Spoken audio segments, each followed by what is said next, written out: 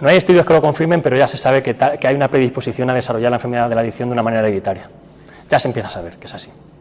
Aunque no hay estudios todavía que lo demuestren, ¿eh?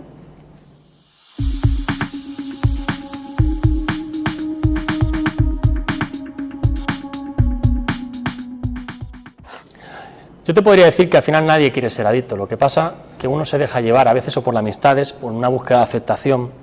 Hay muchos factores que te pueden llevar a una adicción, pero te puedo asegurar que en ninguno de esos factores uno piensa que va a tener una adicción. Sobre todo, para mí la palabra es vulnerabilidad. Las personas que tenemos una adicción tenemos un grado de vulnerabilidad mayor a desarrollarla, porque hay muchas personas que, habiendo tenido consumos muy fuertes durante a lo mejor una etapa de su vida, 5 o 10 años, y dicen un día, ya no consumo más, y ya no han consumido más, pero porque esa persona no han pasado esa línea invisible.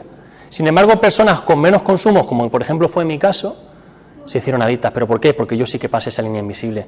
¿Y qué es lo que va a determinar eso? El grado de vulnerabilidad o de predisposición que podamos tener a la enfermedad.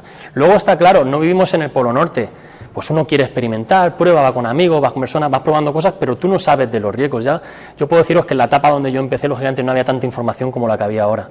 Lógicamente al final se puede dar, pero es que ahora están las nuevas adicciones, a las tecnologías, las redes sociales, los móviles, las apuestas deportivas, que eso se está dando en los más jóvenes, y por eso hay que trabajar muy duro en ese tema para que no se den. ¿Vale?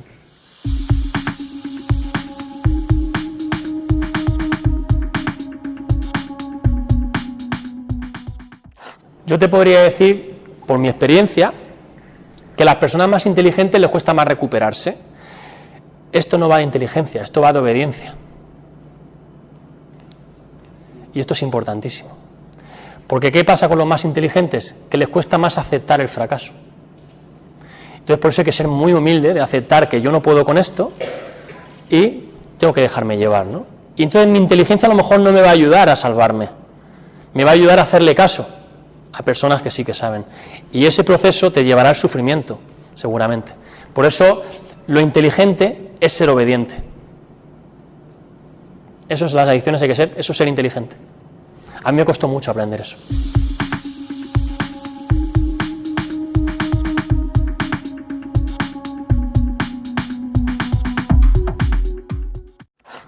Sería lo ideal, lógicamente. Es decir, lo he dicho antes, al final lo que pasa es que a veces cuesta, porque hay un vínculo muy fuerte que romper.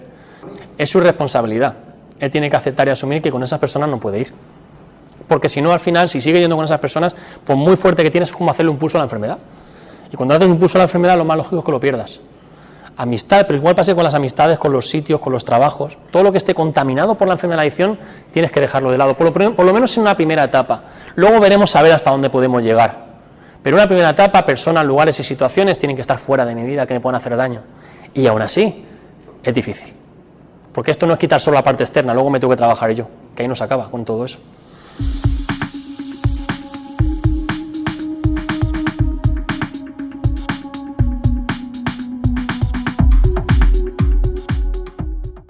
Pues ahí tendrán que trabajarse. Mira, el mejor regalo que le puede dar, aunque la familia esté muerta, es recuperarse. Siempre. Siempre. Porque ¿qué quiere un padre para un hijo? Lo mejor. Entonces al final yo sé que la culpa, uno de los grandes problemas que tenemos las personas que hemos tenido adicciones es vencer esa culpa, ¿no? Y si encima hay padres que fallecen, yo tuve la suerte que mi madre me vio recuperado. Pero luego puede haber sido que muchas veces los padres fallecen antes de ver recuperar a sus hijos, y eso todavía alimenta ese sentimiento de culpa. Para la persona que tiene la adicción tiene que valer esto como motor para recuperarse, porque yo cuando perdí a mi madre, en vez de buscar la justificación perfecta para consumir, a mí me reafirmó mucho más en la recuperación. Mi madre ha puesto la vida por mí, entonces yo le debo la vida, yo tengo que estar bien. Entonces, una persona que pierde un familiar estando en una adicción, lo que tiene que hacer es comprometerse, buscar su mejor versión y hacer lo que tenga que hacer por recuperarse. Y a veces lo que cuesta es saber el camino. Yo siempre digo que dejar una adicción es complicado, porque hay mucho, esto pasa un poco como los huevos Kinder, tienen un regalito, que si te falta una piececita no se monta el juguete, ¿verdad? Con las adicciones pasa lo mismo, con una piececita que te falte es suficiente para recaer. Te ataca por todos los lados. Es importante que haga un trabajo muy, muy grande para recuperarse.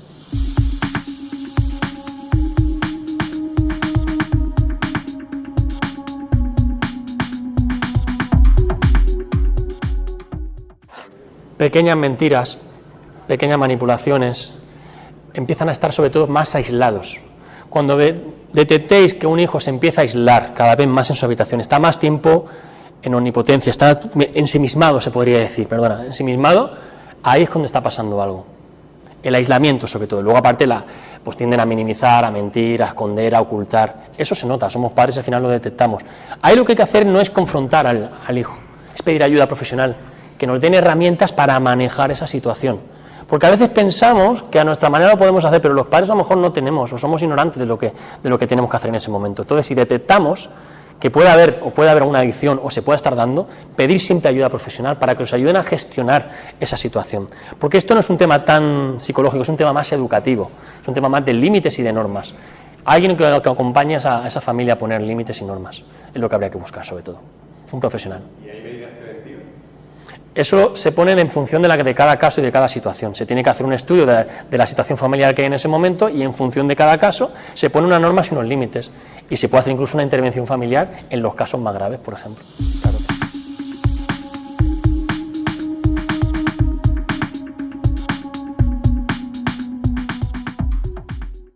Es el mejor anestésico que puede haber para no sufrir. La adicción tiene una intención positiva. Si no, nadie consumiría drogas. Si tú consumes para algo que te vaya a hacer sufrir, no lo harías directamente. Lo que pasa es que de primeras te anestesia, te evades, te envalentona, te hace sentirte grande. Hay una palabra que es omnipotencia, te hace sentirte soy Dios. Lo que pasa es que eso es lo que vive la primera media hora o la primera hora, las primeras 2 horas. El problema luego vienen las consecuencias de ese estado. Es el deterioro cognitivo-conductual, la locura a la que tú llevas y la distorsión que viene después. Lo que pasa es que la enfermedad te vende esa primera hora de locura, que es por lo que uno se lo cree. Y eso está, lógicamente, porque si no, nadie consumiría. Si tú vas a tomar algo que ya directamente de primeras te va a hacer daño, no lo haces.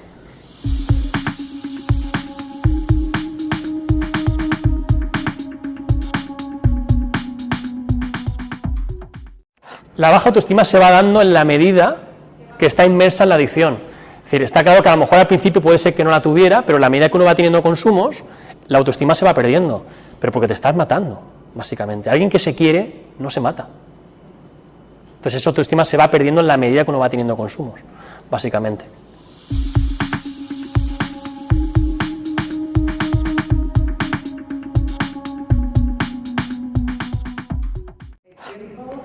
Para adquirir una base de recuperación mínima, está claro que la recuperación tiene que ser de por vida, por supuesto, tenemos que estar conectados con la recuperación, una parte de nosotros, porque esto es la enfermedad del olvido. A la mínima que ya me descuido, pienso que tal, ya me olvido de dónde vengo. Pero sí que hay unos 2 años donde uno adquiere cierta base de recuperación, donde uno tiene que estar muy implicado, muy consciente, con el foco muy puesto, donde mi prioridad sea la recuperación, no el trabajo, la pareja u otras cosas.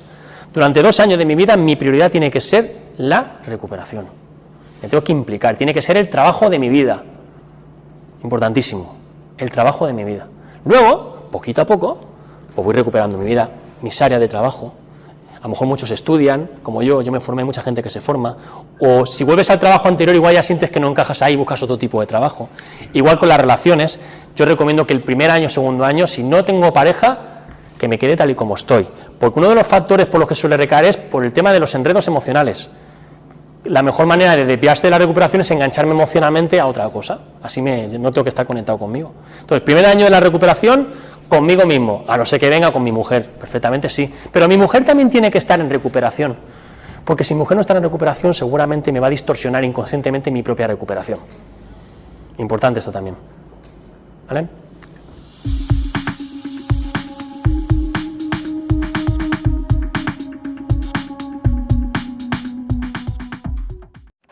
Mira, hace poco hice una intervención en Orihuela a una familia que en principio salió muy bien. Yo fui a ver a la familia, había trabajado previamente, había hablado con todos, les había dado, en las intervenciones familiares se trabaja primero con los familiares y les tienes que trabajar en 3 preguntas. La primera pregunta es, ¿qué evidencias tienes de que tu hijo o tu pareja está consumiendo? Porque muchas veces en la propia intervención, la persona que tiene adicción tiende a negar lo que pasa. Entonces, todos tienen que poner las evidencias que hay. La segunda pregunta es, ¿cómo te sientes tú cuando ves a la persona que tiene una adicción consumiendo, tu familiar o tu pareja? Les muestro a la persona que tiene adicción los sentimientos que hay. Y la tercera y última pregunta es la esperanza que tienen de ese momento, que pase. Con esas 3 preguntas yo genero una reunión donde la persona que tiene una adicción va a ver lo que sienten toda la familia. A eso le va a llevar a un fondo emocional importante. ¿Qué pasa? Muchas veces, si yo no aprovecho ese momento donde esa persona se derrota en ese momento y no lo llevo al centro o no lo llevo a un sitio donde se recupere, a los 2 o 3 días se evapora y vuelve a la normalidad. Entonces, por ejemplo, a mí no recuerdo lo que me pasó, que fue una reunión espectacular, maravillosa, pero como el chico insistió en que hoy no me iba a ingresar, que me ingresaría en 1 semana, pues al 4.º día y dijo, no, que lo voy a hacer solo. Entonces es importante aprovechar ese momento para llevarlo al centro, porque cuando ya vaya al centro, ese momento de lucidez, ese momento de despertar, lo va a seguir alimentando en el centro porque va a ir con profesionales. Luego ha habido reuniones de éxito donde lógicamente vas, también es porque a lo mejor la persona está ya muy derrotada.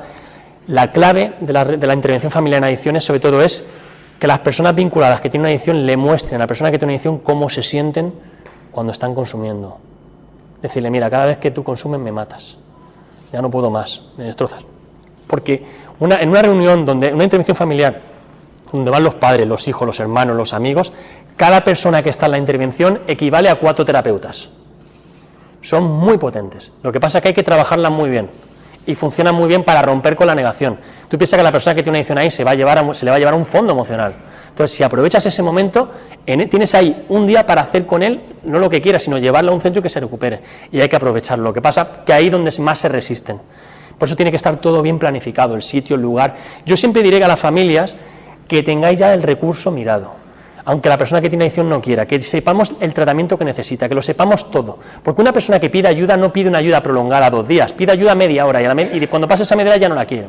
Pero si cuando levanta la mano y pide ayuda, ya tengo el sitio, el lugar mirado, el centro, todo, es meter la maleta en el coche, y llevarlo. Muchas veces pasa que voy a pedir ayuda y ahora voy a llamar al terapeuta, o voy a llamar a este centro, y pasan ahí días y días, y cuando ya se va a dar la solución, ya no la quiere. Entonces, importante esto, miramos un recurso, un centro, lo tenemos todo preparado, para cuando esa persona levante la mano, que la levantará, aprovechar, no tardar ni media hora para subirlo al coche y llevarlo al terapeuta, al centro, a lo que sea. Por eso, el error que suelen cometer los familiares es esperar a que la persona pida ayuda. No. Tenemos que tener ya el centro todo mirado, todo preparado, para cuando se dé esa situación. Si tarda en darse, hay que trabajar para que se dé, con límites, con normas o haciéndole vacío. Y para eso yo acompaño a esas familias a través de los límites a que se vayan dando esas situaciones. Porque a veces a los familiares les cuesta, lógicamente. Hay que ir a contracorriente. Generalmente la naturaleza de una madre o de un padre es sobreproteger. En las adicciones hay que hacer lo contrario. Y yo tengo que deciros que cuando una persona se decide, cuando a una persona de adicción se decide que tiene que abandonar la casa, no es que le estemos echando a la calle, le estamos dando la oportunidad de que se recupere. Él o ella es la que elige quedarse en la calle, porque le estamos dando la opción de que se recupere. Aquí no se le echa a nadie a la calle. Simplemente, hijo mío, que si tú no te quieres recuperar, aquí en casa no puedes estar. Nosotros no vamos a acariciarte la enfermedad. Nosotros te damos un centro para que tú te recuperes, allí vas a tener comida y vas a estar bien. Si tú no quieres, eres tú el que estás decidiendo no estar aquí. Y esto es importante a la hora de poner esa norma, ¿vale?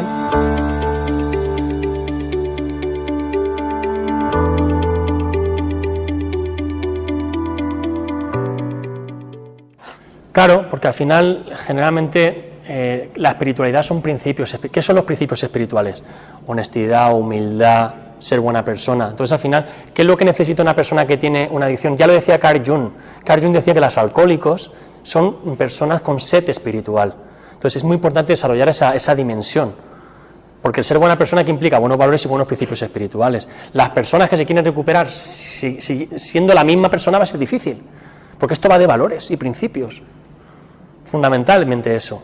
Luego sí que verá que va a depender de los valores que venga cada persona, pero si no tendrás que trabajar, porque yo soy responsable ahora de que si vengo de unos valores que me han inculcado una educación, de tener que cambiarla yo si es necesario. Y eso es importante. ¿Vale?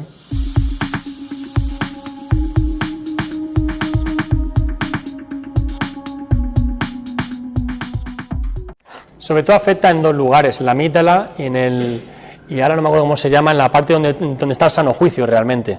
Porque a base de tener consumos, lo que haces es generar un efecto reforzador de dopamina, es decir, es como todo, le metes tanta dopamina que luego el cerebro se acostumbra a ello, lógicamente. Básicamente. Y eso es lo que pasa con las adicciones, que es una recompensa permanente. Entonces, desacostumbrar al cerebro a eso cuesta, por eso es lo que se llama el síndrome de abstinencia. ¿Qué es el síndrome de abstinencia? La gana de tomar, el mono, lo que se llama el mono. Por eso en la primera etapa de la desintoxicación hay que estabilizarse en eso que tú me estás diciendo. Estabilizarse en que el deseo de consumo baje y tú te estabilices. Y que los niveles de recompensa bajen. Sí, pero ya la gana de tomar no son las primeras que el inicio, lógicamente. Pero tú ya habrás adquirido herramientas. Los primeros deseos de consumo, los del primer mes son los más duros, primer, segundo mes, pero luego en ese proceso tienes que adquirir herramientas para manejarte en el deseo de consumo. Entonces una persona que tiene que empezar a recuperarse, en primer lugar tiene que sostener la recuperación al principio física, pero luego los deseos de consumo son más psicológicos, sobre todo en el caso de la cocaína, que es la que más abunda la adicción, lógicamente. Entonces uno tiene que adquirir muchas herramientas, que es lo que he hablado antes, de tener herramientas, porque incluso, aun con herramientas haciéndolo bien, a veces cuesta, porque una de las características de esta enfermedad es que es muy sutil, muy astuta y muy poderosa. Da igual lo inteligente que seas, siempre vas a saber más que tú. A la mínima que te creas más inteligente que esta enfermedad, te va a castigar duro. Por eso es muy importante, para mí hay una palabra que es humildad. Tienes que ser muy humilde en todo momento. Las personas que son humildes y desarrollan una disciplina, esas son las que lo sacan adelante. Porque esto va de humildad y disciplina terapéutica. Seguir con tu grupo, con tu trabajo personal. Y luego hay una tercera palabra que sería servicio. Porque esta es la adicción del egocentrismo. Yo soy, yo tengo, yo puedo. Entonces la mejor manera de salir de ahí es desarrollar el servicio. Ponerme al servicio de los demás. Porque las personas que hemos pasado una adicción somos muy egocéntricas. Muy importante esto. Entonces, para mí la recuperación es una parte física, pero si no la acompañas de lo demás, difícilmente te recuperarás. Por eso no se puede hacer un pulso de la enfermedad solo con lo físico, realmente.